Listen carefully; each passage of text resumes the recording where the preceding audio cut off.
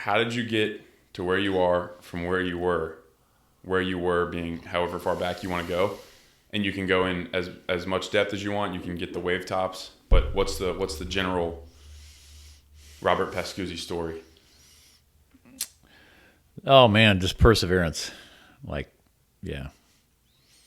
And I'd say faith and just, a lot of blessings along the way.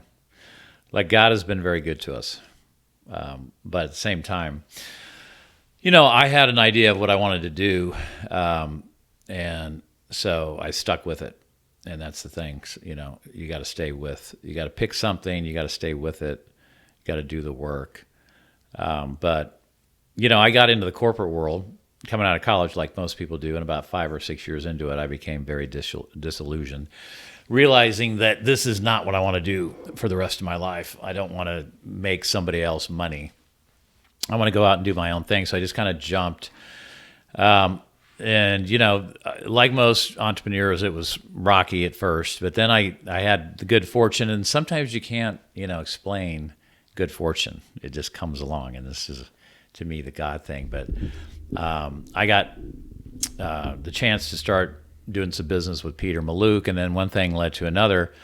And Peter invited me into creative planning, which at the time it was basically Peter and a lady answering the phone. So I came in like 6 months after Peter started creative planning, and before anybody really knew creative planning the way it is now. So I fortunately, again, and I think there's two big decisions we're going to have to make in life, and one is what are we going to spend our time and money on? What's our vocation going to be? And then number two, who's going to be your life partner? I feel like I'm pretty blessed in the fact that I think I know I got those two right. And so Peter as my business partner and Kelly, of course, as my wife for the last 30 years. So we're celebrating 30 years of marriage in August. So it's coming up. That's incredible. Yeah, thanks. But anyway, going back to Peter. So I joined Peter and I started the corporate retirement plan division at Creative while Peter was building out the private wealth management division. So that one decision right there kind of shaped, obviously, the last 25 or 30 years of my career in that respect. And then, of course, with Kelly, we have a beautiful family, 3 boys now. They're older, they're in their 20s.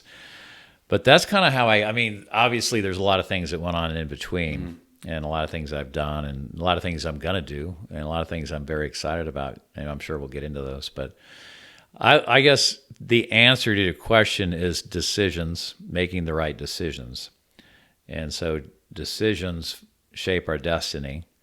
And I think, in general, just to that point, if you don't like where you're at right now with your life, just look back and look at some of the decisions you've made, because where you're at right now is the culmination of all the decisions you've made up to this point. Yeah, there's one thing that you just said that I want to, because I didn't know that you were in the corporate world. I thought you just went straight into creative planning. It's not a coincidence at all that the vast majority of the people that I spend time with have either left the corporate world in a way that you were. They were sort of disillusioned. They realized, hey, I'm making this company a lot of money. I would rather have some agency over my life and be able to make my own money and do the impact, or have the impact that I want to have. Evidenced by RJ, Sean, me, all my friends in Austin, same way. The people I work with, Harry and Brett. I'm a little bit different. I never went into the corporate world for whatever reason. But I'm curious, because having spoken with these people, there's like this balance between like giving up, or maybe what was your thought process when you were leaving the corporate world, going into your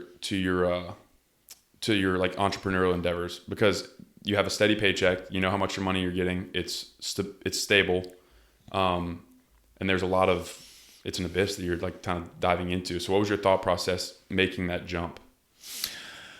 Oh man, I mean, there was an excitement, obviously, but there was also some apprehension because, as you said, there's no, there's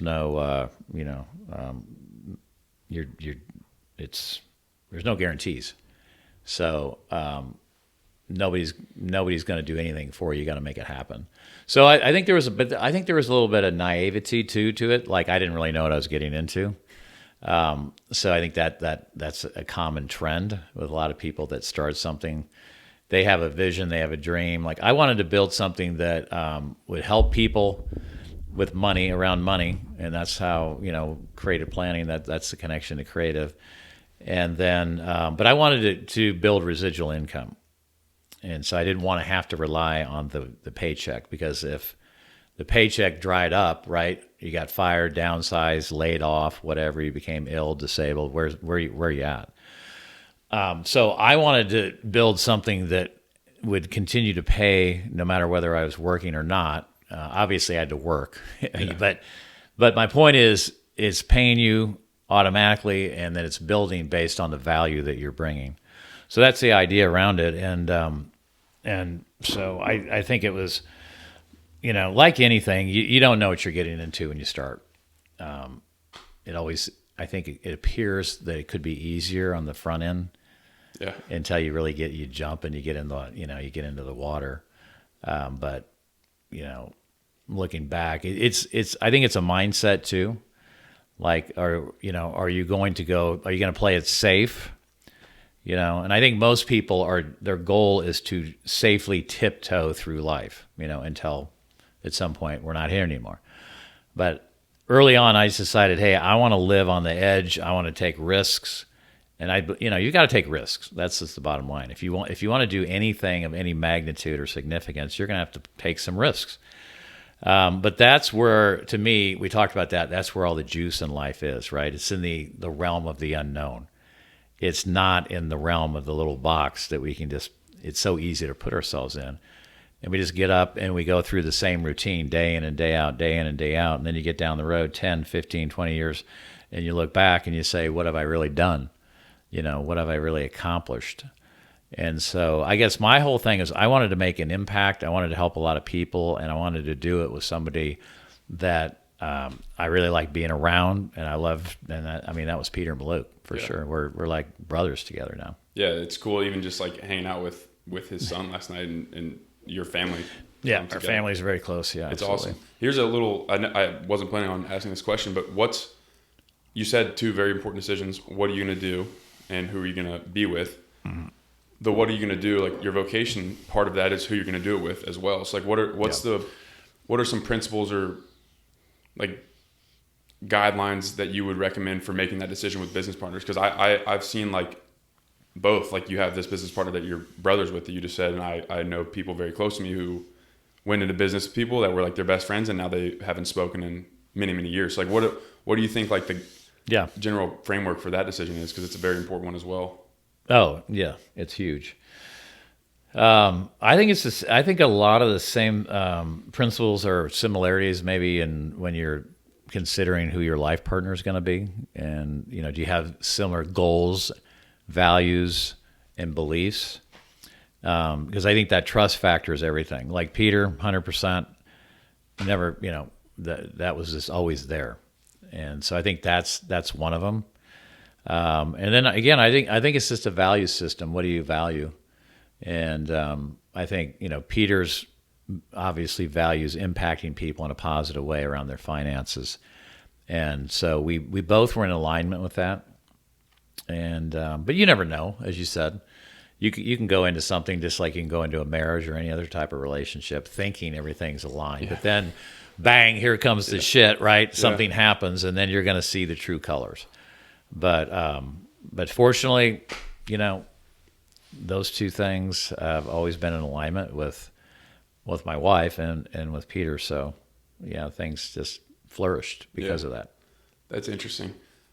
There's like this recurring theme that I've seen as well, where like people go to the corporate world, they leave, and this is leading to a question.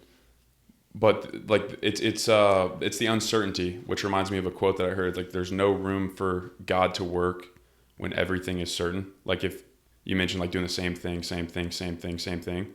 If there's no risk, if there's no uncertainty, then there's no room for God to work, which is interesting. But that uncertainty can be very scary, and I think I know some people as well that have made that entrepreneurial jump. The uncertainty was a little too much, and then went back on the ship. For whatever reason it may be. What would you say to like an entrepreneur or somebody that's on that journey that took the jump and that's like kind of swimming in really deep waters right now and like trying to keep their head up? Like what would be your advice to them? Yeah, that's really common. I think something like 90% of businesses fail after the fifth year. They're not around. So I think the thing is you got to dig your ditches, drive the stakes in the ground, and stay with it. Because most of the time we're just inches away from success or the goal when we give up. So you just got to keep going. You got to put your head down and just keep going. And so, like, as you know, one of my great friends and mentors was Bob Proctor. And Bob would always say, like, one time I was talking to Bob about a project Kelly and I had been working on for a long time. And I said, I felt like, Bob, I feel like I've done everything I could. And what he said to me was, that's not good enough. And I'm like, well, what do you mean by that? Because that was my like fallback, Sure. like make me feel good statement. I feel like I've done everything I could. And he's like, it's not good enough. You have to do what's required. You have to do what's required. And when you do what's required, you'll know you've done what's required because the objective will then manifest. It'll move into the physical form. That's when you know you've done what's required. So there's a big difference. You just got to stay with it, man. You got to dig your ditches, and you got to stay with it, even when on the outside, because it's easy to get faked out, right? Well, I don't see it happening. I don't hear anybody talking about it, blah, blah, blah, right? So we set a goal, and, we have the ability through intellectual factors to get an idea, set a goal, but then we start to look for the indicators it's going to happen. And then they're not out there right away, right? So then we start to doubt, and doubt is a psychic disease. It's worry. And then doubt leads to fear. And then what happens is the dream fades, we let the goal go, and then we just go back to doing what we've always done. Because why is that? It's safety. It feels good, right? It's not as uncertain. Mm-hmm. So that's what happens to most people when they're setting goals. They just drop off. And so what Bob taught me was, he taught me how to set what constitutes a real goal, like how to set a real goal. And then also the fact that if it doesn't happen on the date you wrote down on the card, it doesn't mean it's not going to happen. It just means it hasn't happened yet. So the goal doesn't change. The date, you just move the date back, right? God's delays are not God's denials. It just hasn't happened yet. Okay? This goes to the belief thing. Like, how much do you really believe? And we talked about this to the degree that the action you're taking towards the goal is in direct proportion to the amount of belief you have in the goal. So if you have massive belief that you're going to do, be, or have whatever you wrote on that goal card, then are you going to be taking more action or less action? More action. You're going to take a shit ton of action, right? You're going to do what's required. And just because, you take massive action, you look at the results, you make the tweaks, the adjustments, you take more action, and you go through that same process until you reach whatever you're going for. Yeah. So it's a mindset. So it's a philosophy. Like Jim Rohn, one of my early teachers, he talked a lot about philosophy. Philosophy is going to shape your destiny. And philosophy is how you look at things. For example, one person can say, hey, you can go to this seminar, and if you pay $500, you're going to learn every secret there is out there to wealth, prosperity, health, whatever you want to learn. It's all in this seminar. But guess what? It costs $500. Now, a small percentage of the population would say, okay, I'm going to do that. I'm going to make that investment in myself. Then the majority of people would say, I'm probably not going to pay a penny for that. That's personal philosophy. So you have to constantly be forming your philosophy about how you're thinking and acting. And so that we've talked a lot about that. We're going to get into that more, but that's kind of how it works. That's the philosophy thing. How does one begin to cultivate and be intentional about like cultivating a philosophy that they want with them? Because they might have some level of programming. Question. Like how do they begin cultivating that philosophy? A couple of ways. Number one is study. And what do you study? So you can study a lot of different things, but there are certain books, in my opinion, are the books that you want to study. Then obviously there's seminars, there's all kinds of things obviously available today. So I think studying the right stuff, and everything that we need to know has been written in a book. It's already out there, right? So there aren't any real new ideas. They're just regurgitated ideas. So studying the right thing, and when I say studying, commit to being a lifelong student. You know how most people, I think the thought process, especially in this country, is You get through school, whether it's high school or college, and then you're done. Yeah. You're done learning. Well, no, you're just starting. Like the real learning is just starting. Like I'm working on a book right now that what you don't learn in college that you need to know to be successful. So because a lot of what you need to know to be successful, they don't teach it in school. Yeah. And the reason is they don't know, right? They don't know. And so everything that I guess, Nolan, that I've learned since college, like is what what I've applied and how I've got to where I am now. Yeah, there's the college thing is interesting. I think it was Robert Kiyosaki or somebody in that same realm said like college teaches you how to be an employee or something like that. It doesn't teach you how to own or start or create or build a business. Okay, that's a good point. I agree with that. The other part of it is it doesn't teach you how to think. And so what I mean by that is successful people, whether they know it or not, they're all thinking and acting in a certain way. And they don't teach this in school because, again, they don't know about it. So getting around people like my early mentors like Tony Robbins, a guy named Jim Rohn, who was Tony's original mentor and gave him his first job when he was 19, Dr. Wayne Dyer, Bob Proctor. You know, Bob came along later in my life, but those are just a handful of people that I learned from, and they became my mentors. But first of all, I think a thing on mentors is, number one, you have to seek out mentorship. Everybody needs mentorship. A mentor is somebody that helps you recognize blind spots, and we all have them. We think we have it all figured out. We never do. And nobody's ever arrived. We're always in a state of becoming. And so this idea that all of a sudden we're there, we're at the pinnacle. There's no such thing, right? If you look at anybody who's doing anything of relevance or notoriety, they're constantly learning, growing, evolving, getting better. And so, you know, being around these guys and then so seeking out, first of all, I sought out mentorship. And we talked about the first, you're probably going to ask me this, so I'll just tell you, but when I was about 25, I was working in this corporate job, and this lady came by. I don't remember her name now. Somebody maybe God sent, who knows. But she dropped this cassette tape. Back then it was cassette tapes. And it was The Psychology of Achievement was the name of it, by Brian Tracy, who was another early pioneer out there in self-help. And I just started listening to it, and it really opened my mind to what could be. And I didn't know what self-help was before then. Never heard of a self-help book or tape or anything like that. So that actually gave me hope. It's like, oh man, I could actually do something with my life if I did. This is really amazing stuff. So that shot me on this trajectory, and then I got into Tony stuff and blah blah blah. But it was the willingness to absorb the information. I became like a sponge, very hungry.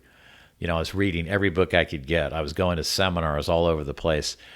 And so I started to see a change in my thinking and then the behavior. Thoughts lead to feeling. Feeling leads to action. Action gets the results. So if you don't like your results, we have to go back to what? Thoughts. What we're thinking. Right? So everything originates in the mind. And so this idea that, and that's what, you know, for your listeners, personal development to me is you getting to know you, me getting to know me. Right?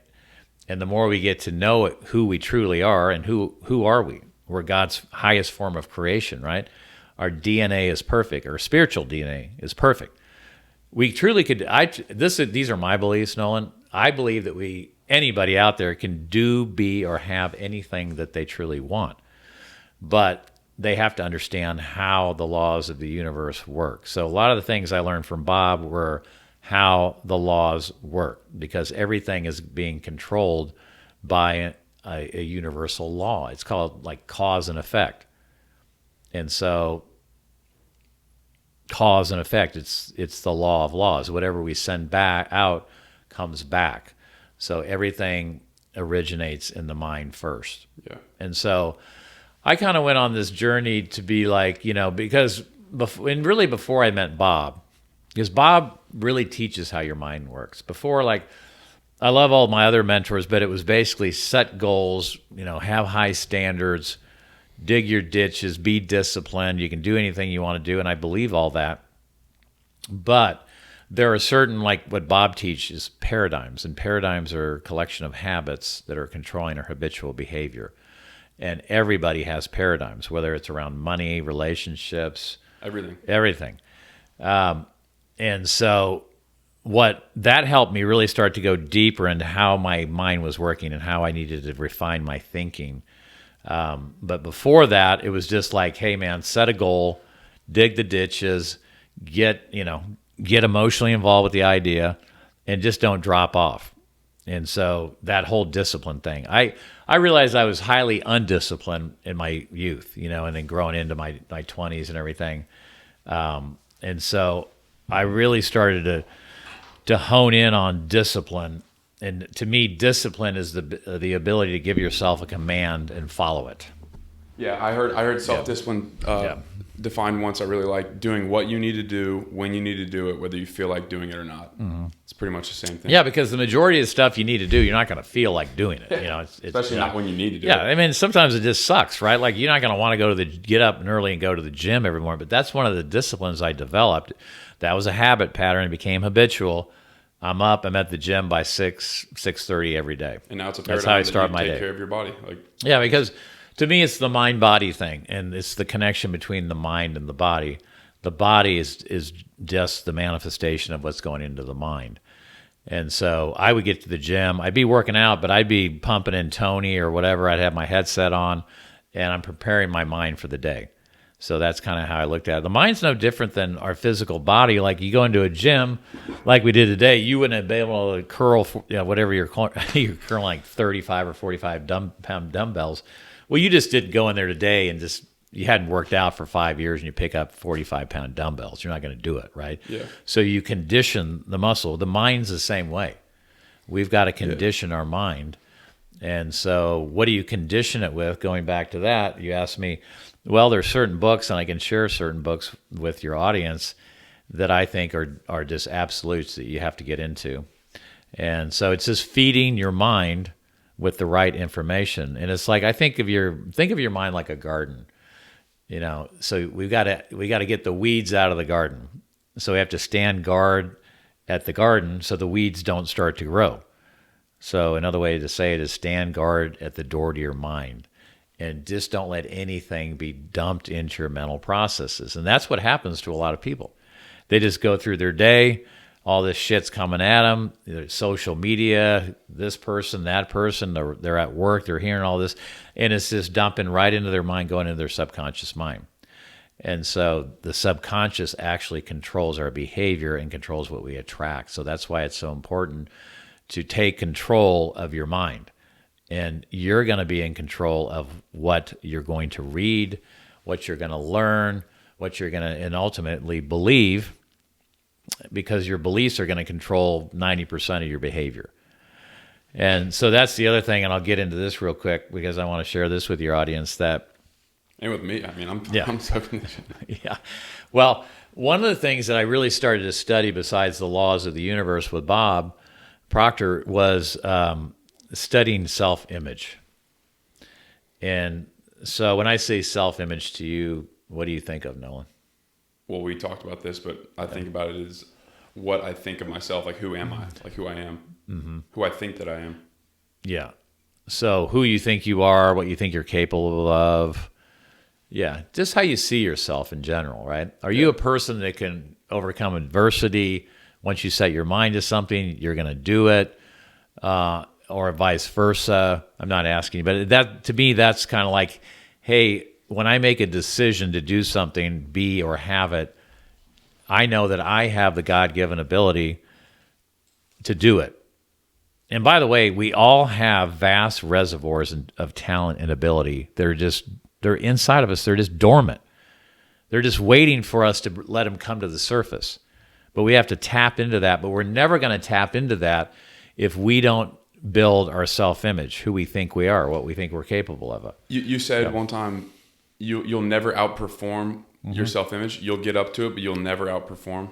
Yeah, because the self-image is like a thermometer, like your thermostat rather in your house. Like you said it right now, it's set at 70 here, right? So what happens if I open the door over here and let all this hot air in? What's going to happen? It'll go down.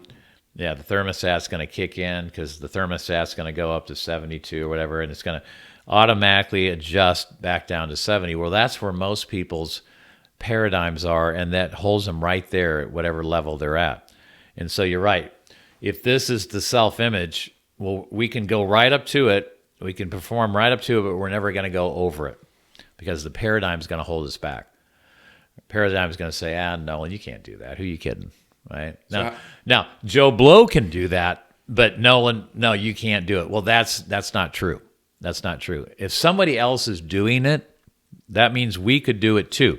Now, I'm not saying, like, you might say, well, how does that work, Bobby? Because, like, I don't think I could be an astronaut. I'm just giving you an example. Yeah, people will say this.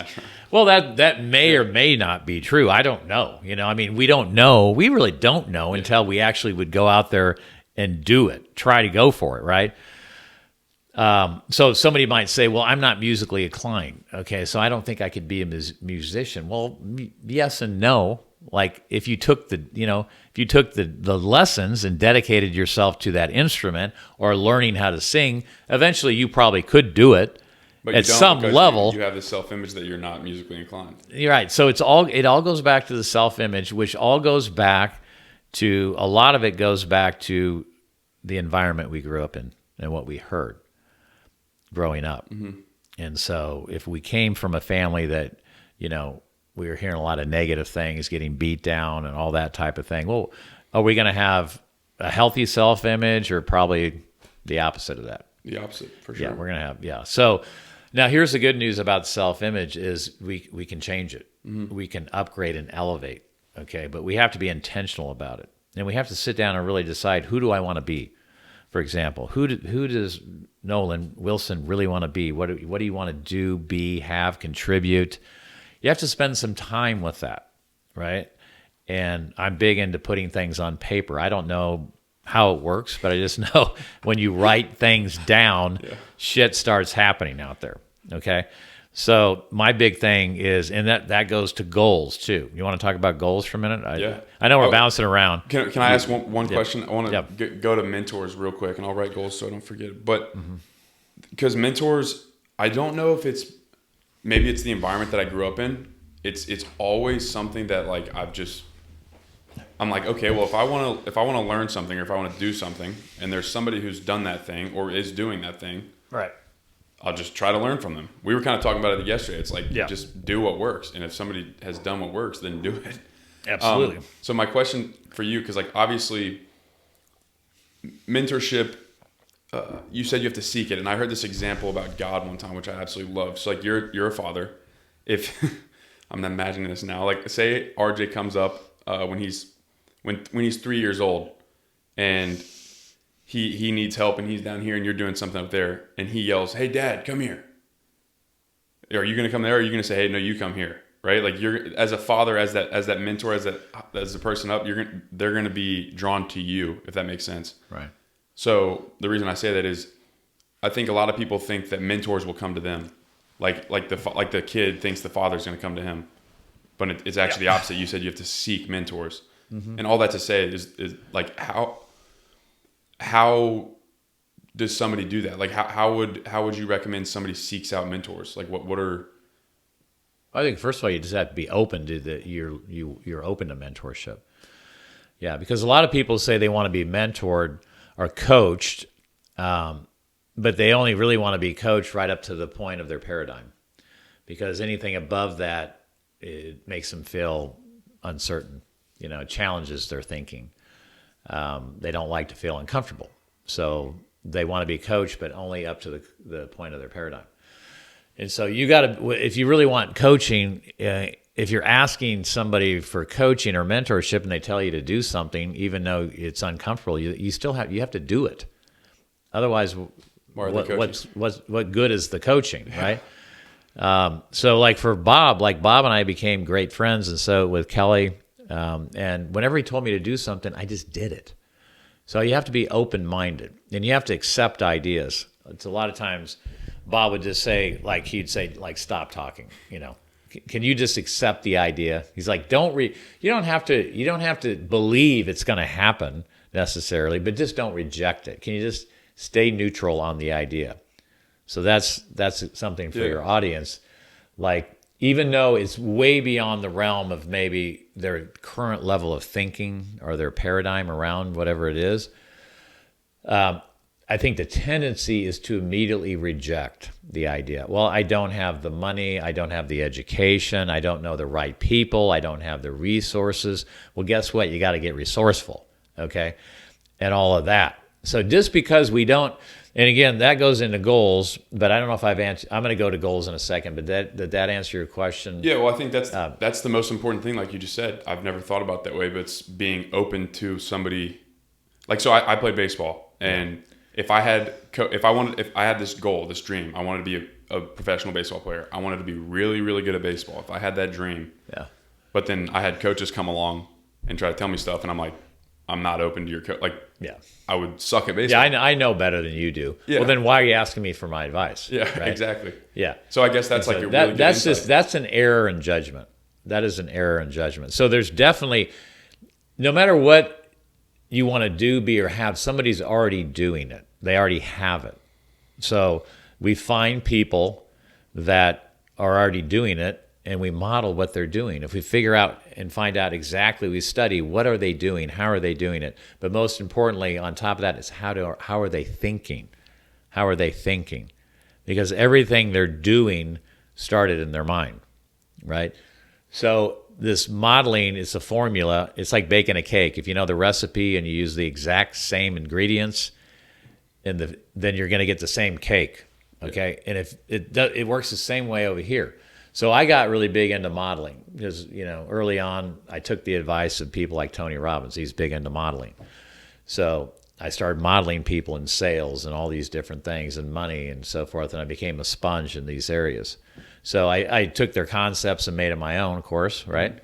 Where we want to be unique in that sense. But coaching is just, Tiger Woods went through like 4 or 5 coaches, swing coaches. He fired Butch Harmon after he won one of like his 6th major, and he just wasn't happy with what he was doing. I mean, here's a guy that's a great indicator right there. Like, you've got the greatest golfer in the world by far, and he wanted a different swing coach. And you might go, well, why does he need a swing coach? I mean, he's winning every major out there, right? Well, he knew that to continue to go to the next level and stay at the top, he had to continue to get better and better and better. So that's just that goes back to, that's a philosophy, is that I'm going to seek out mentorship. I'm going to be open to the ideas and the coaching from the right people. That's the other thing, though, Nolan. Not everybody who's really knocking the cover off it, they don't want to be mentors. They don't want to give back. But there's a lot of people who do want to give back. And so you find those people, and you might have to pay for it, right? I'm so glad you brought that up. Yeah, you might have to pay for it. But this is the thing that just blows me away, because I was happy to pay for it. Like, I put $10,000 on my credit card to go to my first Tony Robbins seminar. I didn't have it. But I'm like, okay, put the 10 grand on the credit card and maybe my life could change, right? Mm-hmm. Or I can just stay over here in Suckville. You know what I mean? And with the too much money at the end of the month scenario over and over again, behind on my big mouth promises to Kelly and my kids, and so that's why I just said I got to do whatever it takes. And that's a mentality, like, you got to do whatever it takes. So there's another piece to that too, Nolan. I was really hungry. I was very hungry. Like, I wanted change. I wanted a better life. Like, I wanted to build a better life for my kids and my wife. And so there was a deep hunger inside of me, like a burning desire. And I think that's missing with a lot of people today. I don't know if it's just like the generation behind us. I don't know what it is. Maybe it was going on back when I was younger too, and I just didn't notice it.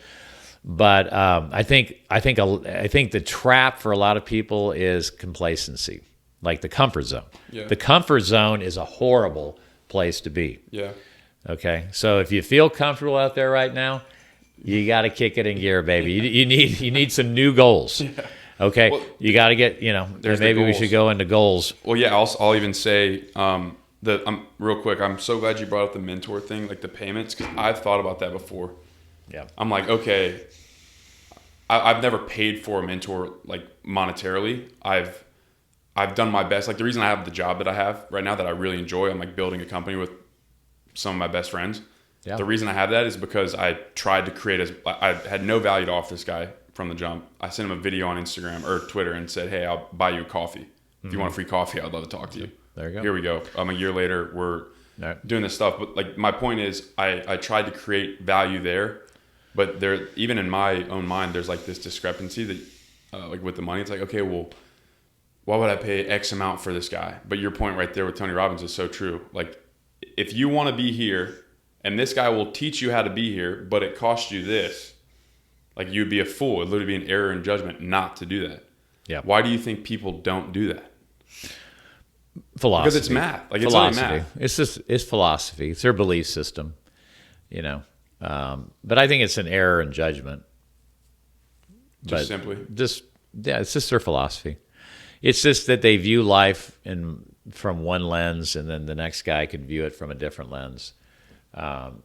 Just with understanding that, hey, if I don't start, because we think from ideas. So if we don't start entertaining new ideas, how do we expect anything to change? How do we expect the results to change? They're not going to. If they do, they're incremental. So that's why when you can latch on to a new idea, and how quickly can you entertain a new idea? Right now. Like that, immediately. But we have to get around these types of people, and that can start to help open your mind up to new ways of thinking and new possibilities. And that's why I just love being around big thinkers. Like, surround yourself with the doers, the dreamers, the believers, and the thinkers. And then the small people over here, just let them go. Yeah.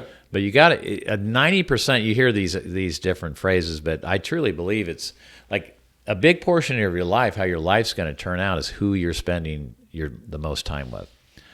And so if you're not spending your time with big thinkers, people are actually making shit happen. It's fine. I'm not saying you can't do it. Yeah. And I'm not. I mean, So do we have people we spend time with that aren't maybe in that realm? But they're great people. They're all great people, and they all have the same human value. But there are, like, whenever I had a chance to be around Bob, I was there. Bob had a seminar, Kelly, and we were there. Whenever Bob invited us to something, we were there. Like, I just wanted to be around this guy. I had never met anybody like Bob, and I just wanted to be as much in his presence as I possibly could. Other people like that. Peter is somebody like that. So you get that inner circle of people that are doing, here's the thing. Find somebody who's doing what you want to do, who is already getting the results you're looking to get, and then whatever they tell you to do, just do it. And if you can't get around them and they have books and just suck up as much information from those people as you possibly can. But then you have to act. So it's not enough just to read books and listen to tape and take advice, but then you got to move it into action. With this really does tie into the goals conversation. And I'll say this, like, even when we talked, our first power talk that we had was like, you talked about goals. And the idea that an uncomfortable goal is the goal worth pursuing. And the way that I think about that is, if I have a goal, if I set a goal and I know how to get there, then what's the point in going to the goal? Like, why don't I have it now? So it's like because you said uncomfortable goals. Like, you need to have uncomfortable stretch. Yeah. It'll stretch you. And your point, the reason it ties into mentors is, like, you are an example. My brother and me can attest to this, like, pushing stretching it. Because we say one thing and you're like, why not this? And we're like, I don't know. Maybe, like, why not that? And then you're like, okay, well, fucking do that. Pardon my language. Well, I think most people, they settle. And again, this goes back to they just don't have the belief system. It's their self-image. They just don't think they can do it. And so they go to this idea of what's realistic, which is a horrible word. Like, I don't allow our boys to say these words in our house. Realistic just means I'm afraid to me. Like, I don't really believe I can do it, so I'm going to be realistic. And logic is another horrible phrase. Like, that's not logical. Awesome. I always tell people, do the illogical. Like, let's do the illogical. Who wants to do something that's logic? That doesn't sound any fun. That's just boring, right? And so I like to think illogically, and I like to do the impossible. Think the impossible, and just and spend your life chasing after those ideas, because to me, what's the alternative? We get caught up in this mundane way of thinking and acting, and it's just Boresville. And so going back to goals, Nolan. So I think there's 3 types of goals. The first goal are things we already know how to do, and this is where most people spend most of their life, just getting up. It's a constant spaced repetition of the same ideas every day, and so it's the same paradigm. So they're never entertaining any new ideas. And so they just get up and do the same thing over and over and over and over and over, year after year after year after year. And that's why when you look at their life over a long period of time, it doesn't look like much has ever changed. You know people like this. You're a young guy. There's periods in my life where it's been like that. Yeah, and you're a young guy, but you're going to see this over time. You'll just see that Joey or Mary, they just can pretty much, and that's fine. That's not a judgment. It's just an observation. But then some people will move into this next realm of goal setting, which was where I was. I had been a goal setter for years before I met Bob. But when Bob described this type of a goal setter, it was somebody that they moved to the idea of what they think they can do. And so... Not what they can do, what they think they can do. Yeah. So, first one is what they already know how to do. And you just get up and repeat it over and over and over.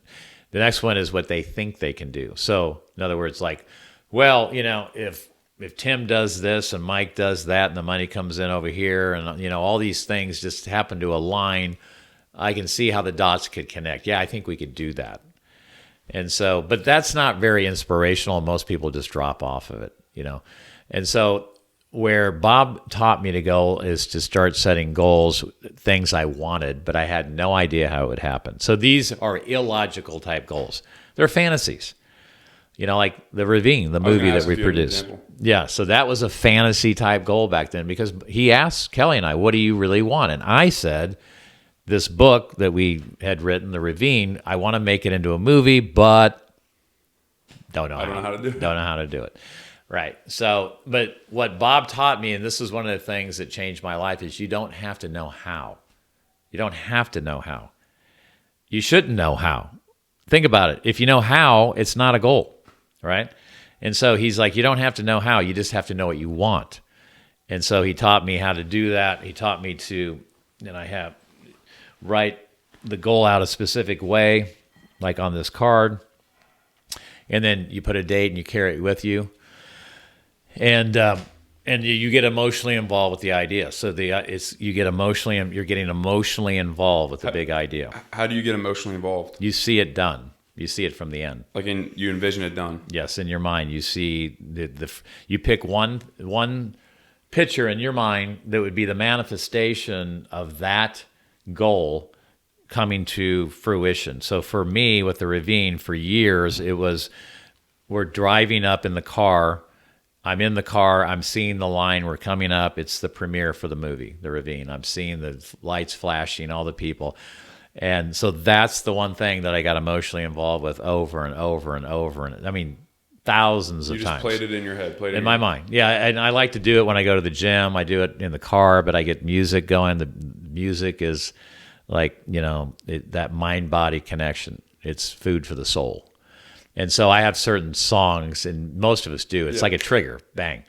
It'll elicit an emotion. Mm-hmm. And so I'd like to do this visualizing with music.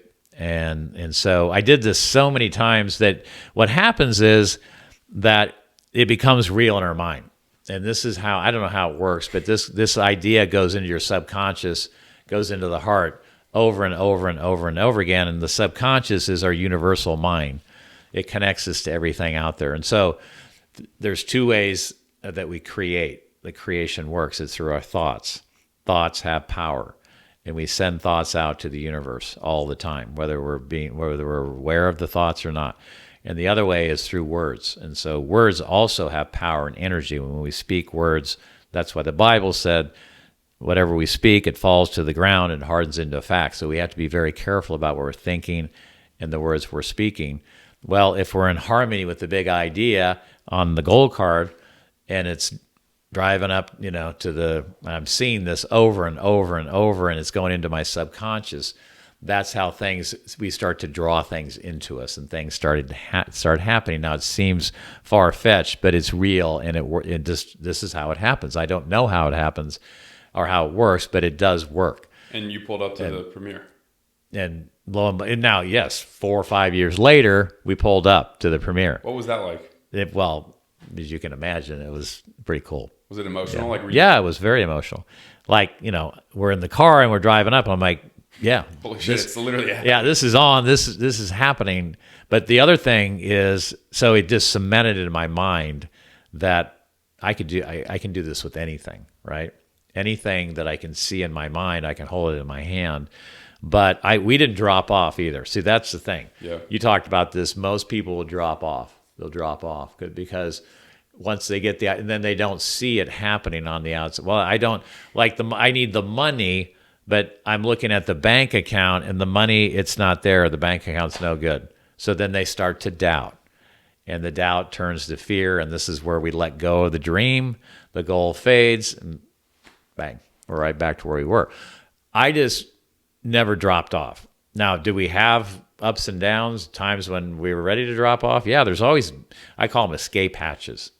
Anytime we're going after something really big, there's going to be escape hatches, opportunities to just abandon it. Yeah. But, fortunately, we didn't quit. And I truly believe, like, if you get very clear on something like this, and you carry it with you and you get emotionally involved and you stay emotionally involved, then you do whatever it takes. I think 2 things with goals that people have to ask themselves if it hasn't happened on the date that they set, and I think it's very important to set a date on the goal, is to ask yourself 2 questions. 1, did I do everything I could possibly do towards the attainment of this goal? And number 2 is, did I actually believe it was going to happen? Because if you can't answer yes to both of those questions, well, that's why it hasn't happened yet. Okay? Yeah, anything, I can think about that in my own life. Like anything that I've said that I've wanted and it didn't come to fruition, one of those answers was no. Yeah. It's probably goes back to the self-image. We just maybe didn't believe. We didn't really believe, So there's this thing called a double binding message. It's when we go around consciously saying something. We want this, or we want to do that, or whatever. But then subconsciously, like in our heart, we don't really believe it's going to happen. That's called a double-minded message, and it's not going to happen. How do you increase the belief? Like, how do you enhance the potency of the belief?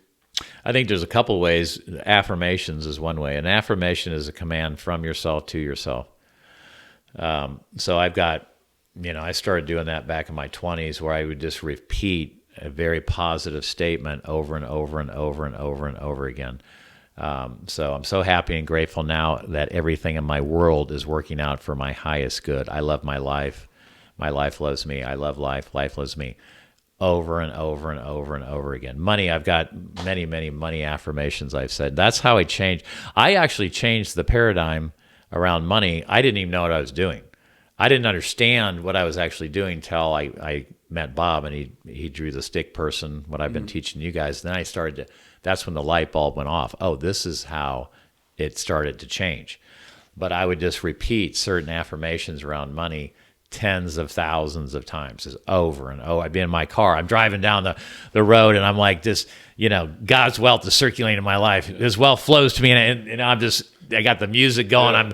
I'm into it. I mean, the person next to me probably thought I was some kind of serial killer or something. But I'm into this so much because I wanted it so bad. Like, I'm like, I am going to change this paradigm around money. And so another way to say paradigm is a pattern. Yeah. And because everything's a pattern. Mm-hmm. And so, it's like a virus code, Nolan. Think about if you had a computer and it gets infiltrated with a virus code. Well, what's going to happen to the computer? It's going to go. It's going to shoot crap. It's going to be no good, right? And so we have these virus codes that we've adopted in our mind over years, and there's 2 ways they happen. Certainly one of them is through genetics. So we're a confluence of our genetic pool that goes back hundreds of years, and then the other one is certainly environment. So we're a product of our environment. And so those 2 things build these paradigms, or another way to say them is like virus codes. And so what we have to do is we have to root these virus codes out of our mind. We have to seek them, find them, destroy them, get them out, and replace them with a healthy new code. or a new paradigm that's a powerful paradigm that supports our belief system in the right way. And there's ways to do that. And I mean, Kelly and I teach that. But there are simple ways to do that. And most people are just needing a little direction. Back in the day, I had the desire, I had the hunger. You have to have those things. But you have to have the right direction. So that's what it's not that difficult. From the direction standpoint, would you say mentorship or just being a continual learner? Is that how you gain the direction? Yeah. Well, going back again, seeking out the right people. My early mentors like Tony and a lot of these guys, just seeking it out, soaking it up. But yeah, I think you just have to get really hungry. You have to really want to change. Most people, they don't really want to change. Why do you think that is? Comfort zone. It's just it's just not knowing. Like the comfort zone, they don't realize the comfort zone is a trap. Like it's a bad place to be.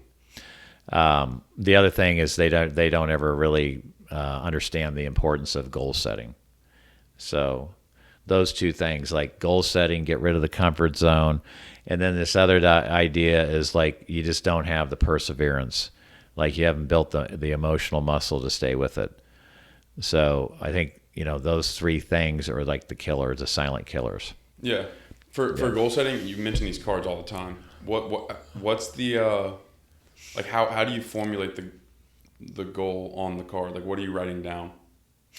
You're writing down a concise statement of like whatever you want to be, have, or do, and then you're putting a date on it. Like this, I always have at least 2 or 3 goals I'm currently working on. My big goals, like this one says, I'm so happy and grateful. This is. I'll read you this one back here. December 31st, 2024. So the end of this year. I'm so happy and grateful now that Time for Forgiveness has inspired 1 million people to forgive someone or something. Thank you. So that's a clear, concise statement. We know exactly the number we're looking for and the date. Now, it doesn't matter whether it happens on this date or not. It just matters that I know exactly what we're trying to do here. We're trying to it's a movement. We want 1 million people to forgive, and we will stay after this until it happens. Why do you write thank you at the end? You're just thanking God, I call it God or the universe, whatever you want to call it, that it's already done. So it's already done. So that's why it's all present tense. This isn't something that's happening in the future. I'm so happy and grateful now that it's happening. So it's present tense. It's happening now. Yeah, and then you're expressing thanks. That's interesting. You just brought up time for forgiveness. I'm glad you did. I'll just ask this: why forgiveness? Why time forgiveness? What's the story about the whole time for forgiveness movement? Yeah, well, it's really just the manifestation of what happened all those years ago when I had I'll just call it God told me to go on this path and take this horrific, event that we had to go through, and then the seeds of that turned that into something positive. And so we wrote a book called The Ravine, and that, the premise of the whole story is radical forgiveness, forgiving something that we couldn't really even understand why it happened, but just going to the fact that the choice was to hang on to bitterness and resentment and unforgiveness, or to forgive somebody for an act that we couldn't really understand why that happened. It was so far out of, the realm of understanding for us. It was so horrible at the time. But just to go ahead and say we're going to forgive and we're going to move on. And it's not, so at that point, it's what are you going to do with it, right? So it's happened, can't change it. And this is one of the principles in our forgiveness book is accept what's happened because you can't change it. But then the other one is, what are you going to do with it? And it's moving pain into purpose. And so that's kind of the journey we went on. We did the book, then the movie, then this podcast kind of formed out of it, sprung out of that, the Time for Forgiveness podcast, where we just bring on people from all over the United States that have compelling stories of things, tragedies that they've gone through, compelling stories they want to share about how they moved through their struggles and pains and found forgiveness. And some of them, frankly, haven't found forgiveness yet. I mean, Some people are. This is real life stuff, right? Yeah. So people are working through things, but they're sharing their heart and their stories, and they're helping our listeners, obviously. So but now we've moved it from this to this World Forgiveness Summit. That again, this came to me. It's like, it's not really about any of those things. It's about a much larger movement around forgiveness. And May 31st, 2025 is the date for the first ever World Forgiveness Summit. We're going to host it here in Kansas City, that I'm very excited about. But I got emotionally involved with that idea. See, now I know, because when I see it in my mind, I know from past things, it's going to happen. Like you claim it, you set the date, and now we're going and things are happening. Like, it's like, bang, things are moving. And so why forgiveness? Because I feel like that was the calling. I know that was my calling. God wanted me doing this. And so it was a calling. And there's been times where I'm like, oh, I'm done with that. I did the book. I'm done. No, got it. Now we're doing a movie. I did that. No, now we're doing this. Now we're doing the podcast. And every time I think I'm done, I'm brought back in, because God's like, no, this is what I want you doing. And because, Nolan, I know you don't know me that well, but I mean, to me, it's kind of comical to think I'm the forgiveness guy. You know what I mean? In a lot of ways, because I grew up, like my origin story is I grew up in this Italian-American family, and forgiveness was just something that it didn't even exist, when I was growing up. It's like the old Michael Corleone story, when Vito and Michael were in that meeting with a rival faction guy from another family.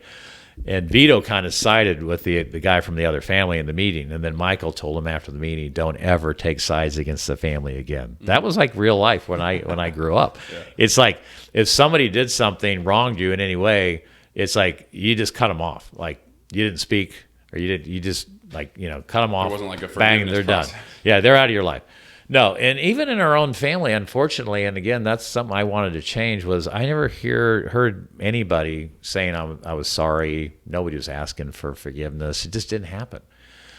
So that was my narrative and my origin story, and I wanted to change that.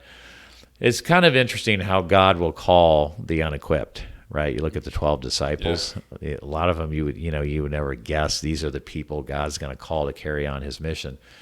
And I feel like Kelly and I were called to do that, and we're still spreading this message. And so that's what I'm most emotionally involved with now. You can tell. You're moving. Passionate about it. It's It inspires me. Like you can feel the energy. Yeah, because I just want to, because Wayne Dyer had this quote, and it's in our workbook. It says, he said, forgiveness is the most important thing that we have to learn on this planet. Why we're here, and I truly do believe that. Because we can't be self-actualizing human beings and live a complete life if we don't learn how to forgive. Because the unforgiveness will breed, pity, self-doubt, resentment, anger, all these negative emotions that will hold us back. Because how you do one thing is how you do everything. How you do one thing is how you do everything. So I think forgiveness is one of those things people think they can compartmentalize. Mm-hmm. Like, no, I'm not going to do that over there, but then I'm going to be a nice guy over here. I just don't think it really works that way. And I think this is what causes a lot of disharmony in people's life. And I think the key is we have to be in harmony. You have to be in harmony with everybody and everything. And that helps us be in harmony with ourselves. And so this idea then of we're attracting who we are. We attract who we are. So if we're not attracting the right things in our life, whether it be relationships or money or anything else, again, it's not looking outside, it's looking inside. For forgiveness, if you're holding on to, if I'm holding on to unforgiveness, or if I'm holding on to some resentment, that's what I'm gonna bring forth in my life. Yeah. Because it's what I'm harboring. Yeah, absolutely. What does it mean to forgive? That might be a dumb question. What is that? What does it mean? I think it means to abandon, to let go. That's the definition I like. It's abandon, let go, and just move on. It's in forgiveness, what we teach, Nolan, that's a great question, is forgiveness really is it's for the person doing the forgiving. It's not really about the person we're letting go. So it's about us releasing those negative emotions so that we can move on with our life. So that's really what it is. It's the freedom that it allows the individual who's doing the forgiveness, so that they can move into harmony with them, with themselves, with God. So that's why I think it's so important, is because I think it's like the metaphor I think of is you're trying to walk around with this piano on your back, Yeah.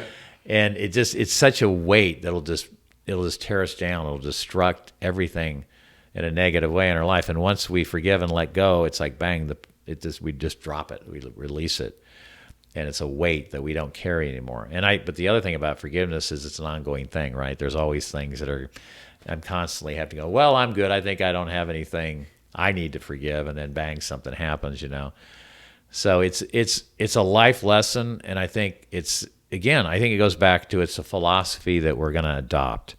We're going to adopt this philosophy that things are going to happen, and I need to learn to forgive. And the person that I'm forgiving may not even know or care, but that's not the point, right? The point is that I'm not going to carry on that negative emotion, that resentment, that anger, that bitterness, because I know what it's going to do to me. The bigger picture with this is we attract what we vibrate to. Okay, so we attract what we're in harmony with. So if we're in a constant state of negative vibration around individuals or events or whatever, money, then I'm thinking money too, but I'm thinking in the state of unforgiveness. Oh, yeah, sure. It causes a negative vibration in our body. Yep. And that's what we're going to attract back. So, and it's not just one thing. It's in all areas of our life. So that's why it's so important that we're in a state of harmony and we're in a good vibration. And it's impossible to be in harmony and a good vibration if we're carrying on this thing of resentment, unforgiveness, all this. It's impossible to do it. So that's why it's so important to clear yourself of any unforgiveness that we're holding on to. So I think about the forgiveness, I guess, in like two ways, or at least I've been thinking about it since I started thinking more about forgiveness since meeting you and you speaking about it in the Bahamas. But so there's the act of me, like, say somebody wrongs me, I forgive them. What about the side of it that you wrong somebody and ask for forgiveness? Like, is that equally important? Like, how is that basically me forgiving myself? Or like, how does that play into the picture? I think so. Another good question. I think it's equally important. I think the ability to ask for forgiveness when we know that we've done something or behaved in a certain way or offended somebody, I don't know, whatever it may be. So I think it's important to be able to ask for forgiveness, whether they extend it or not. That's not really the important thing. It's that we've asked for it. But then also some of that could be personal, right? So we're thinking about asking other people for forgiveness or extending forgiveness to other people. But a lot of times, not a lot of times, but I think everybody has something that they need to forgive about themselves that they're holding on to. Because that for me, that's been hard. Like asking for forgiveness, like if I just presenting that to people has been something that is not something that comes naturally to me. There are people in my life who it's like they do something wrong and it's like, okay, here we go. Like I need to they go on the blacklist. Yeah. There's that, but there's also people in my life who like they'll wrong somebody and then they'll just like, I need to make amends like immediately. For me, okay, people that will do that. Yeah, for me, it's just been not something that's come naturally to me. Like if I wrong somebody, to just be like, you know what, I apologize. Will you forgive me?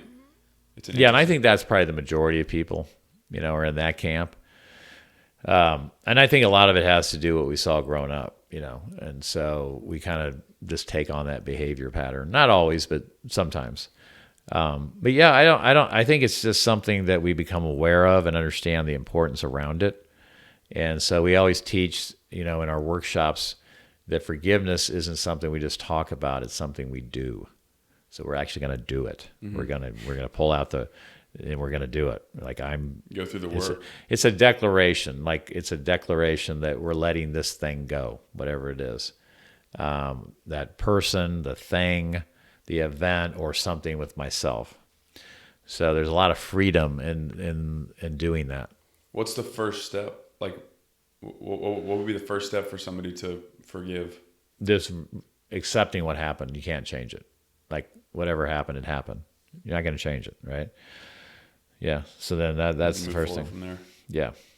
So they can go to our website. We have a workbook now around I'll link forgiveness. all that in the show notes as well. Yeah, it's on the website. The what do you call it? World Forgiveness Seminar? Summit. Summit. World Forgiveness Summit. Yeah. What's the like the grand vision for that? Like multiple days, one day, multiple speakers. Yeah, this first one is probably going to be one day. It'll be like a 9 to 4, 9 to 5, and we'll have some like 2 or 3 keynotes. We'll have breakout sessions, various topics, keynotes, other keynotes, and then we'll have a forum, probably where we've got 4 or 5 people up on the stage on a setting where we're asking various questions from experts in this field. And so it's a day that people can come in and get fed, and obviously learn from experts in this field, but then actually move into the act of forgiving. And so they can come out and they can feel like they've been refreshed and renewed. Yeah. Through that act. That'll be a pretty powerful energy. Yeah. I feel like at the end of that, after that many people are in there in the same space, and it'll be virtual as well. Yeah, we're going to stream it. It'll be, here in Kansas City. We're looking at a venue right now that can hold 3,500 people, but then we'll stream it too. Nice. Yeah. I'm curious. So for me growing up, like in high school, college, I saw this, I saw there being like a little bit of a dissonance between like the manifestation, like Tony Robbins, Bob Proctor message, and then Christian faith. As I've gotten older, I actually understand there's now, like I see it to be a relatively clear, whatever the resonance as opposed to dissonance. I'm curious as like your take on that. So I'm not sure exactly what you're asking. I don't know. I when I was growing up, I'm like, okay, well, if I'm like universal law and manifestation and all this stuff, I saw it as being at like odds with Christian faith. Wait, how? In what way?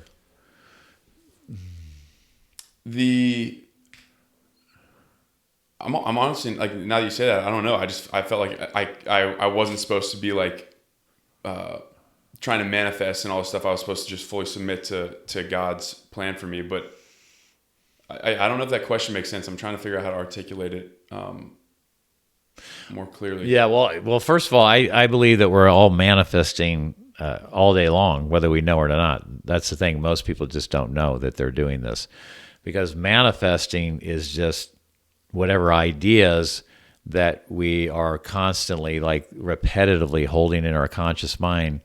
They're going into our subconscious, whether we know it or not. It's just automatically happening. And so it's not the fleeting ideas, but it's the ideas that we habitually think about. Those are automatically going into a subconscious, and that's how we're attracting what's coming into our life. So really all we're doing is we're taking conscious control over that process. And I believe that God does send us, through our imagination. That's how he speaks to us, and through our intuition. And intuition is God speaking, and I'm speaking to God, and he's speaking back. That's my intuition. So that's why today I always act on my intuition, because I know that's a message. But also the imagination is the way God speaks to us. And so we can get an idea on the screen of our mind, in our imagination, and even though it may seem ridiculous, like something way beyond, like we talked about, something we have no idea how we could do it, I truly believe that's God speaking to us. And so I do believe that it's all part of how everything is working. Like, again, we talked about the laws of the universe. These things are happening all day long. We're just taking conscious control over our mind. And so that we're not just some robot that is just kind of the plaything for outside forces. Like, we don't understand how things are working. So we think everything's happening out there, and we're just responding or rather reacting to everything. So what we need to do is take conscious control over our thoughts, and so we're working from the inside out instead of the outside in. Working from the outside in is we're just responding to things that are happening outside. So Nolan says something to me I don't like, I'm offended, blah, blah, blah, whatever it is. Like somebody cuts you off on the highway, we respond. So we're in a constant space of responding. But what we want, when we respond, when we react, we're giving the circumstance or the person the control. When we respond, we're maintaining the control. And so what we want to do is start taking conscious control of our thoughts. And so we're working from the inside out, and we're in control of what's happening out there. In terms of what we're thinking, we can't control the events, obviously, but we can control our thinking, and we can control the meaning. So in other words, like when something does happen, well, we can't control the event, right? It just happened. Like we talked about, things are going to happen. But we can control, the one thing we do control is the meaning. The meaning we attach to the event, whatever happened. Why that's so important is the meaning, whatever meaning we attach to it, positive or negative, is probably going to control our behavior, what we're going to do as a result of it. So that's why we always want to be in control of the thoughts that we're thinking. Because anything, whatever happens, there's a positive and negative to everything. We choose, right? We're in control. We choose the meaning to an event. We can choose to say, oh, that's horrible, my life's over, blah, blah, blah, the world's coming to an end. Or we could say, well, what could be good about that, right? What could be positive about that, and find the good. That's why we talk about this in forgiveness. You got to find the good. You got to look for it, because there's good in everything. Yeah, that's an interesting point. There's good in everything, but you have to find it, right? So just like the mentors, you got to seek it. Yeah. So nothing's good or bad. It's our perception of it. It's our thinking that makes it so. Because I could look at one event and say, oh, well, that's a good thing that happened. But the next guy could look at it and say, oh, that's horrible. Yeah, that's horrible. And so who's right or who's wrong? Nobody's right or wrong. It's just... It's our thinking that makes it so. So around money, nothing's big or small. It's our thinking that makes it so. One guy could say, well, I think $1 million is a lot of money. The next guy could say, not $1 million, 10 millions. And then the next guy says, no, $1 billion. Well, who's right? No, neither. It's just their thinking that makes it right for them. So their thinking is going to control these things. So that's why it's so important. Again, I keep harping on this, but you've got to take control of your mind. And there's we talked about some of these books, but here's a few books that kind of changed my life, and I still read today. But Think and Grow Rich is, everybody should, that's my Bible. That's one of the things you should have. The Power of Awareness by Neville Goddard. Some money books that I like, The Little Money Bible by Stuart Wilde. Happy Money, this is a book I read just recently by Ken Honda. It's the idea that when we send money out, we have to think about it as happy money. So we have to get emotionally involved with the idea that, hey, I have plenty, and when I send money out, it's a good thing. It's benefiting people, whoever we're sending this money out to. You get in harmony. Again, it's a vibration. We're in harmony with the money. So we're happy to release it. When most people are releasing it, it's not like a woeful expense. Yeah, when most people are releasing money out of their checkbook or their hand, what are they thinking? Damn it. Maybe I don't know if I'm going to have enough after that, right? Or I wish I didn't have to do this, or I wish I didn't need to do this. That's interesting. So it's basically unhappy money. The Science of Getting Rich by Wallace D. Wattles. Those are just a few. I mean, there's a lot of different books out there, but those are a few that I've studied over and over and over again, because through the constant space repetition of these ideas in these books, this is how we take conscious control over our thinking, so that we understand how things are working. Okay? Because money, we all have a relationship with money. So good, bad, whatever. But we have to understand what our relationship with money is. Like the family I grew up in, there was, not a lot of money going around. And so I kind of developed over the years, I kind of inherited, if you will, a lack mentality. So another way to say it is, scarcity, the fear of not having enough, right? And Because that's really what scarcity change is. that paradigm, because I guess Yeah, that became that was a probably the paradigm. biggest paradigm I had to change. And so these paradigms can be very strong, right? This was years and years and years of thinking a certain way. Well, you build up a very resistant paradigm. And so to remove and replace that paradigm with the opposite, it doesn't happen overnight. The paradigm's going to put up a royal battle, right? So that's why we have to constantly be pushing through the paradigm, pushing through the fear, if you will. The programming, again, another way to say it is programming that has been in control of my thinking around money for years. You know, the lack mentality. An example of that we talked about earlier today is when what do most people do when they go into like a clothing store, or they're looking for a car, or just anything. They're out shopping. What's the first thing they look at? The price. The price. And why is that?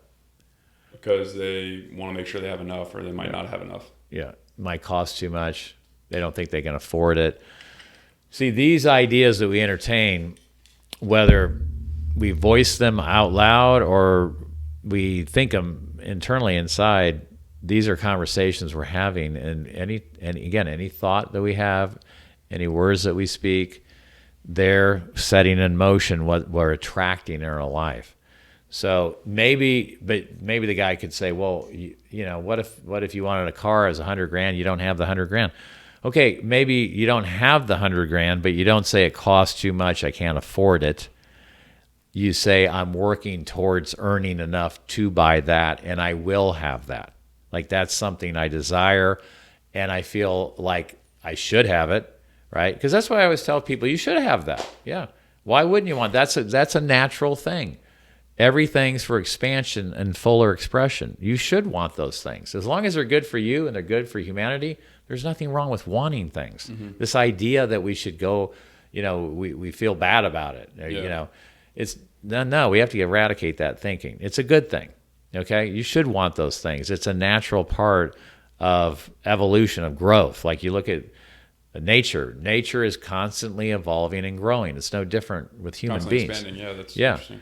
And so it's a good thing, but if we're having these negative thoughts and conversations around it, like, I don't deserve it, I don't have enough money, I shouldn't want it, I can do without, blah, blah, blah, that just sets us in the wrong direction, and we're probably not going to have those things. That makes sense? Yeah, it's back to the scarcity. Yeah. There's this idea that I want your audience to think about, because I think it's very important. Every thought that we have is either one of abundance, prosperity, love, gratitude, or it's the opposite. It's scarcity, it's lack, it's limitation. Every thought we have. And so we constantly have to be checking in with what we're thinking, constantly checking in. And if we don't like that thought, what should we do? Reject it. Reject it immediately. Kick it out. Get out of it. Just whatever. Get out of here. The truth is this. That's not what I'm going to, you've got to stop and correct that thought immediately. Okay? You mentioned something a while ago, intuition. I'm curious about intuition because I think that, like, a lot of people, the question is this: how do you discern? How do you strengthen your intuition? How do you hone it? Because I think it can be difficult to discern what intuition is, or what. Right. Well, it's just like some random stimulus or something. That's a really good question, Nolan. I think early on, like, I look back in my life when I was your age, and even a little bit, maybe even in my 30s, like, I didn't listen to my intuition. Something would come in to and through. There's a constant flow of thought energy, whatever you want to, I call it thought energy, spirit flow. It's coming to and through us all day long. Okay. And so when an idea pops in, my thing is, if God put an idea in my mind, that means I can do, be, or have it, right? And so before, though, I would just easily reject the thought or the idea because I didn't think I could do it. I didn't think I had the money or the resources or the talent, or I didn't know the right people, right? So that's kind of, in the form, that is a scarcity mindset in a form. And so I just didn't know what I was doing. That was part of the paradigm. Again, it was just the programming. It's how I thought. And so then through study, again, being around the right people, seeing how they thought, how they did things, then I started to realize like, oh, okay, I know, now I understand what I'm doing. I need to stop just rejecting ideas that come in. I need to just stay, if I can't accept it, I at least have to stay neutral to the fact that maybe this could be something I could do. And so it's just through understanding. It's through understanding. It's through awareness. That's why, again, reading and studying, and then also being around the right people are so important. What's the one? And not to interrupt you back, go ahead. no, but now I listen to my intuition. I mentioned this. Like I act on my intuition. I don't sit there and go, oh, well, wait a minute. But no, I usually move into action quickly. Which is like like we talked about a muscle earlier. Muscle. Like that's definitely a muscle that you have to build. Like you couldn't just go pick up 500 pounds and deadlift it. Like you have to build that intuitive muscle, I think. Yeah, because I know that's something I need to act on. Now, the thing is, like when we act on ideas, they don't always work out, or they don't always work out the way we think they're going to work out. That just might mean that there's a different plan. Like we're still going towards this target, but maybe how we're going to get there isn't how we formulate it in our mind. And that's probably more often than not, because I'm always into this control thing. I think it's going this way or that way. That's probably one of the biggest things I've had to learn in my life is that I'm not in control, and that I have to be open and I have to be flexible. And we can get really rigid on things, and that can block ideas, it can block energy, resources, the right people, whatever. We have to stay open, and we have to be flexible. But at the same time, keeping that idea in our mind, like that target. Targets are like, I call them food for the soul. Like, and this idea. Target being like a goal or like something a goal. Aim towards. Yeah, a goal. Like a goal. And again, a goal to me is something that we should have no idea how we're going to do it. If we know how it could happen, it's not a goal. That doesn't constitute a real goal. Yeah. What constitutes a real goal is this is what I want. I have no earthly idea how it's going to. It's a fantasy, like a fantasy almost, right? But that's what I want. And now the fun is in figuring out how to do it. It's also how it's going to happen. As you've said before. Yeah. Well, right. We won't do anything without faith. We won't even start. So you got to have the faith that is possible. And again, anything is possible. I mean, look at like when you go back to, and I've always been fascinated. I've got these moon books in here and stuff, and I've always been fascinated with the Apollo missions. But back when John F. Kennedy, I think it was in 1962, he asked Werner von Braun, who was the father of the Saturn V rocket that took the first men to the moon and brought them back. He asked him what would it take to build a rocket to take a man to the moon and bring him back safely. And he said, the will to do it. The will to do it. He didn't say, assemble the brightest minds in the world and, blah, blah, blah. He just said the will to do it. And the will is a higher faculty. It's the ability to hold one idea on the screen of our mind to the exclusion of all outside exclusions, obstacles. Like to hold that image on the screen of your mind. And that's what I've been talking about when you get an idea. It's like the movie. Remember we talked about it, holding that idea, that image on the screen of my mind. Even when, a lot of the time when you're moving towards that, it doesn't look like it's happening. It might be delusional. Yeah. That's one thing that I wanted to ask you about. Like, how do you deal with that? Because like there is this line where it's like, at some point it almost might seem delusional. Or maybe you're intentionally being delusional. Like from the outside is what I mean. Like well, I don't really think that way. I don't think it's delusional.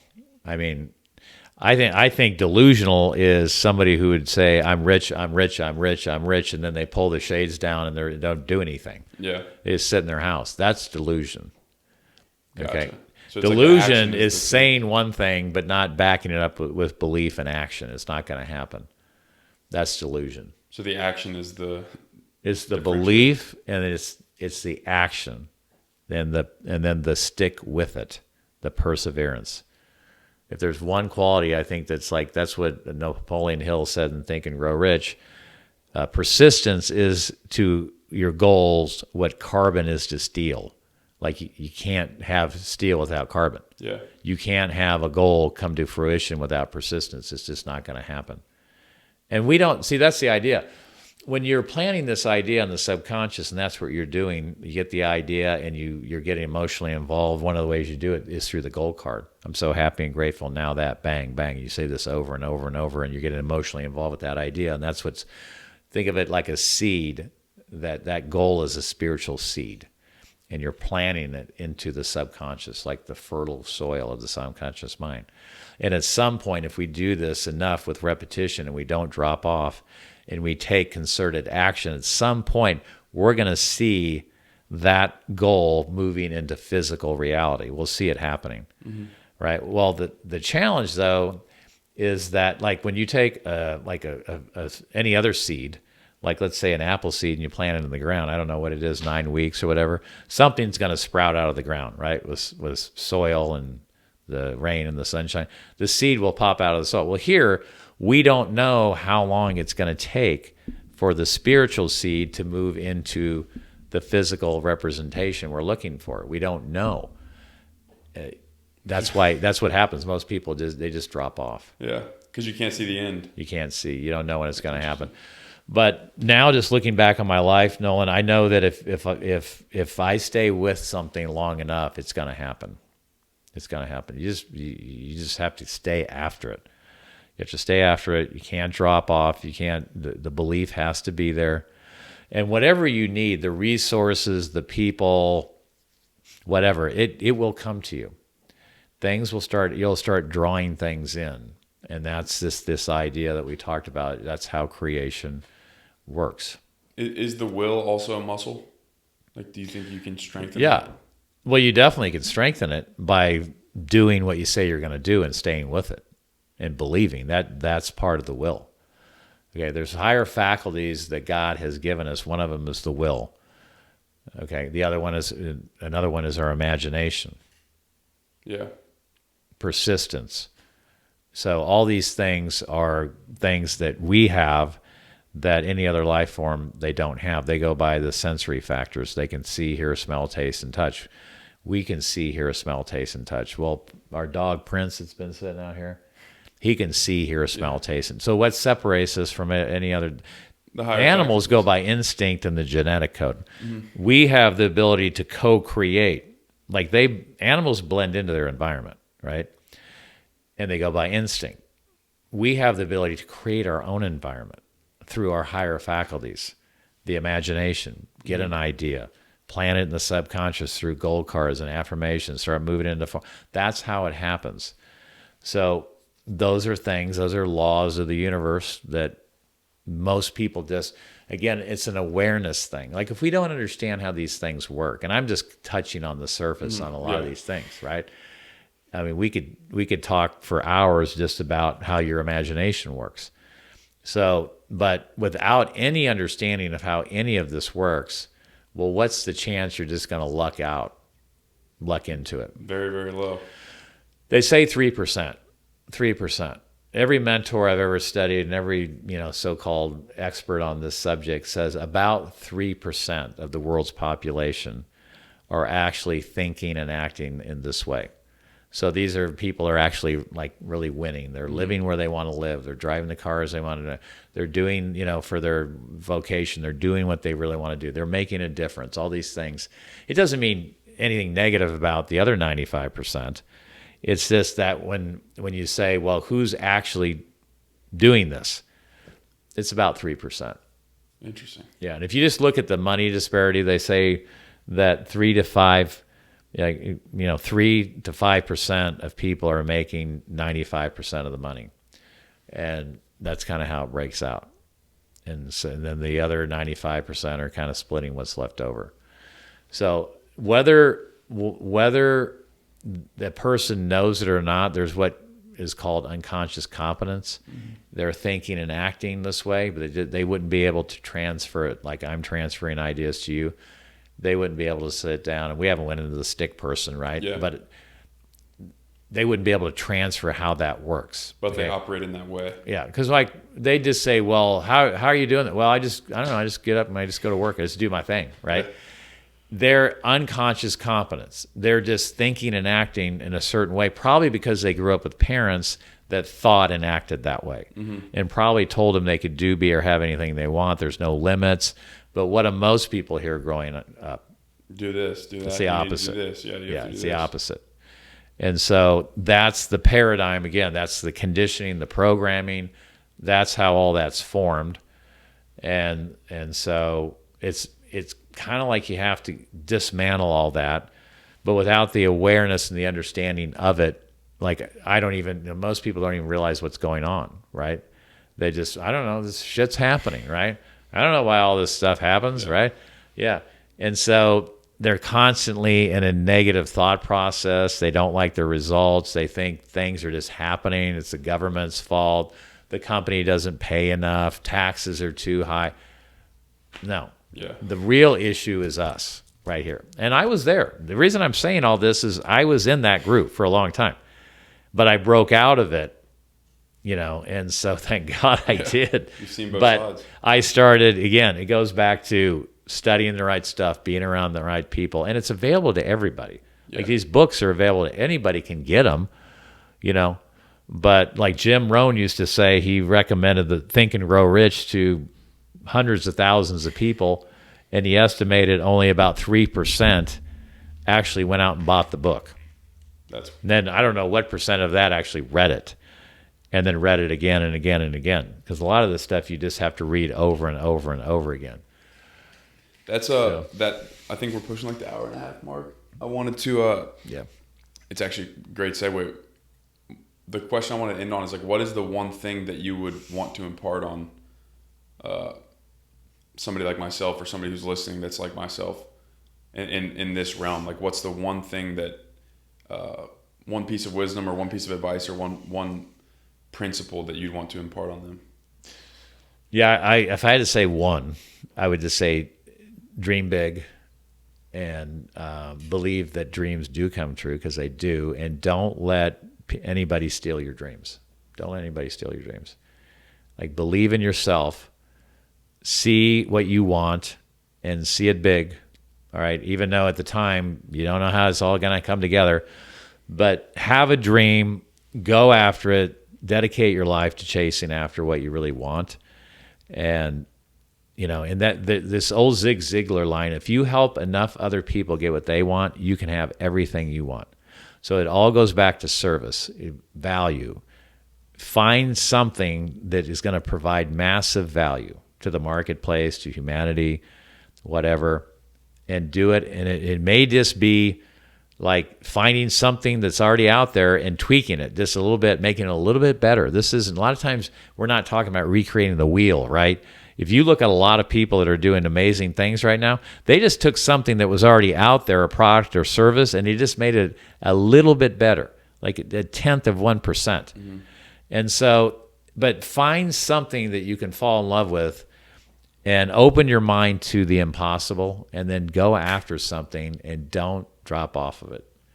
That's my advice. Because it doesn't have anything to do with, you got to have certain skills, but you can learn the skills, right? It's all about the mindset, because if we don't have the right mindset and we don't believe in these things and we don't believe it's possible, we won't even take the first step. Yeah. Right? So open your mind up that you can do what you really want to do, because you can. And I'm a representation of that. I didn't do well in school. Like, I was horrible. I think they paid me to get out. So it was, but I just fell in love with the idea that, you know what, I can do what I want to do. Like, and so that's my one piece of advice, is be a dreamer, open your mind up, go after something so audacious that you're going to shock people with it, and then don't let people tell you don't let people steal your dream, and just stay after it, because it's going to happen at some point. And I can't wait to see what you're going to do coming ahead, Nolan. And kudos to you, buddy, for doing what you're doing. Like, you've got 500 subscribers. It's going to jump to 1,000. Then it's going to be 2,500. Before you know it, you're going to wake up one morning 5 years from now, and you're going to have 100,000 subscribers. Can you see that in your mind? Because that's what I see. Yeah. Yeah. Yeah. It's I appreciate you saying that. It's definitely cool. Yeah. Sean and I talk about it all the time. Like, a year ago, I started the podcast, and it was just like, kind of just a pipe dream. And now It's like a this is actually hobby. my 80th episode. Now you're not moving it. Now it's not a hobby anymore. You're serious about it. No, it's my 80th You episode. flew up here to Kansas City to sit down with me and share time, so you're serious about it. And I just want you to keep expanding your vision for what this is. I want you to go from where you are now to 100, whatever your dream is, 1 million subscribers, whatever. But start thinking and acting like a person who has 1 million subscribers. That's the other part of the goal. Is we talked about once you get the goal, then you have to start thinking and acting like the person who's already done it. Champions act like champions. That's before right. they're champions. That was something my coach always used to say. Exactly. So you get in harmony with the idea, and you're only taking thoughts and actions in harmony with that it's already happened. But the fact that you're out helping, this podcast is helping people. You've got great guests coming on. They're sharing wisdom in so many different aspects of life. You send enough positive messages out there. Anybody out here, if you find a way to send enough positive messages out there to mankind, you can't help but have good things happen. It's called cause and effect. Emerson said the law of laws is cause and effect. Cause, put out something of value. Effect, it comes back. Now, it may not come back from the person you gave it to, whatever, but it's coming back. Yeah. It's coming back. So, I'm really excited for you. Thank you. It was an honor and pleasure to be on your podcast. Yeah. And I just can't wait to see what you're going to do. And this idea of interviewing, your podcast is about interviewing people that are thought leaders and are making stuff happen. I just love that idea. So just keep rocking it, buddy. Yeah, thank you very much. I appreciate you having me. This has been fantastic. Look forward to round 2 at some point. Absolutely. Thanks, Vaughn. Yep. Enjoyed Thank it. you.